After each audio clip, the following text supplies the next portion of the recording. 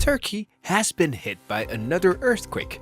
The first one, a 7.8 magnitude earthquake, struck on February 6 in southern Turkey, close to Syria's northern border.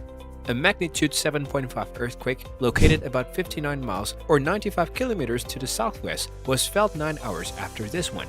Turkey's Disaster and Emergency Management Organization report that as of February 18, there had been at least 5,700 aftershocks. After that, another 6.4 magnitude earthquake struck southern Turkey on February 20, leaving 213 people injured. The February 6 earthquake, which was as intense as the one in 1939, was the most powerful one ever recorded there and was the most damaging to strike Turkey in more than 20 years.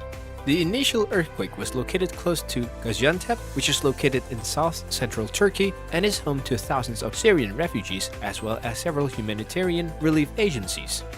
By coordinating with the Turkish Red Crescent and AFAD, the Turkish government is taking the lead in the response there. An international aid request was made after Level 4 emergency status was announced by state authorities. In 10 of the nation's provinces, Turkish President Recep Tayyip Erdogan declared a 3-month state of emergency. International relief demands were quickly met by rescue teams and humanitarian offers from governments all over the world. The complicated humanitarian calamity that is currently affecting Syria is one of the worst in the world, and the earthquake will only make things worse and expose more vulnerabilities. One obstacle in providing aid quickly in Syria is that the government does not control all of the northwest, the area hardest hit by the earthquake. In contrast to Damascus, where help is managed within the rest of government-controlled Syria, the UN's coordinated assistance to Syria's northwest is sent across the border from Turkey. 4.1 million people in northwest Syria, the bulk of them being women and children, rely on humanitarian aid. Although other nations have offered to assist Turkey and the nation has crisis management systems to support the response, getting relief to affected Syrians is probably going to be more challenging given that the nation is not governed by a single entity. Martin Griffiths, the chief humanitarian officer for the UN, declared on February 12 that we have so far failed the people in northwestern Syria. They rightly feel abandoned, searching for unresponsive foreign assistance. The UN claims to be expanding its cross-border aid program. Over 200 trucks carrying aid had been dispatched by the UN through the Bab al-Hawa and Bab al-Salam border gates as of February 19. Additional distributions on the ground are currently underway by local partners. According to a Reach Rapid assessment involving 604 communities in northwest Syria, winterization, shelter, and multipurpose cash support were cited as the top priority. Following the earthquake, a dam in northwest Syria collapsed in the Orontes River, overflowing. People were forced to leave the village of Al-Tul in the Idlib governorate as a result of the flood. Some 7,000 people were forced to flee, while 1,000 homes in the surrounding villages of Hardana, Delbiya, Jakara, and Hamzieh were submerged in water. The flood is an illustration of an indirect and cascading disaster impact that aid workers must take into consideration as they offer aid and start the recovery process while attempting to reduce risk. A portion of the displaced populations affected by the dam failure and subsequent flooding is starting to return, but the dam cannot be fixed very away, putting people at risk of contracting waterborne illnesses. The quake's scars in Turkey and Syria have also been revealed by satellite photographs.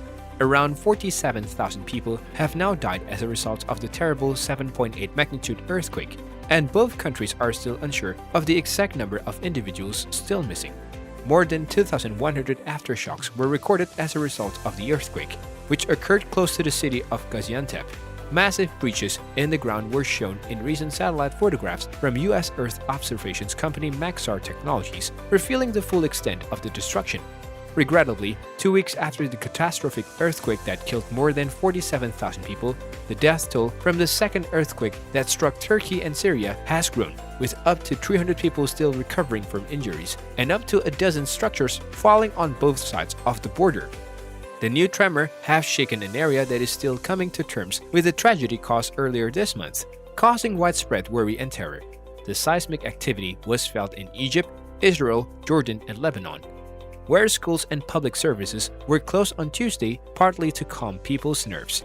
Following the two powerful shocks on Monday evening, millions of refugees who left destroyed cities in southern Turkey and northern Syria now fear for their lives in makeshift shelters.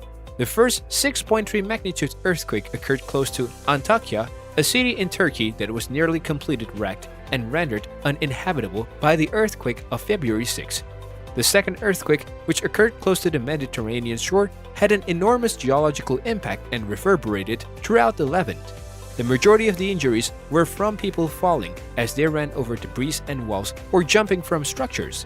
The number of casualties was quite low because most of the earthquake zone was already in ruins and few people remained in the worst affected areas. 2 weeks' worth of earthquakes and aftershocks in the catastrophe zone of southern Turkey have cut a chaotic path, obliterating some settlements while seemingly sparing others. After 2 weeks, the seismology of the massive quake's propagation is largely understood, but regulators and politicians are focusing more and more on how some population centers close to the epicenters avoided the worst damage as they deal with a groundswell of resentment from some survivors who contend that human error contributed just as much to the disaster as did natural causes. 2 main hubs in southern Turkey, Antakya and Gaziantep, have been cited as cases in point, with the near annihilations of the former contrasted by locals to the nearly intact state of the latter. Several rows of apartments in the predominantly Kurdish city of Adıyaman crumbled like houses of cards, leaving much of the urban environment in heaps. Together with the surrounding cities of Kahramanmaraş and Antakya, the city is uninhabitable. The Turkish President Recep Tayyip Erdogan is under increasing pressure to explain how so many buildings collapsed so easily, enclosing tens of thousands of people who were asleep when the first earthquake occurred at 4:17 a.m. This is in preparations for an elections that might take place as early as May.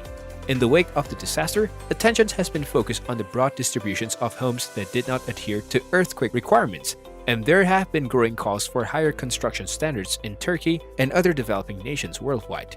There are new requests for the government to protect safe housing as a human right.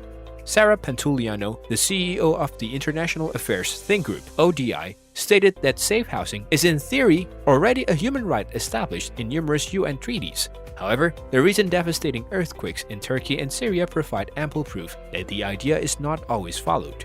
As we have seen, poor housing makes it so that a natural disaster like an earthquake turns into a major catastrophe when it might have at least partially been avoided. Alright guys, that wraps up our video for today. Please give us a thumbs up and hit the subscribe button for more.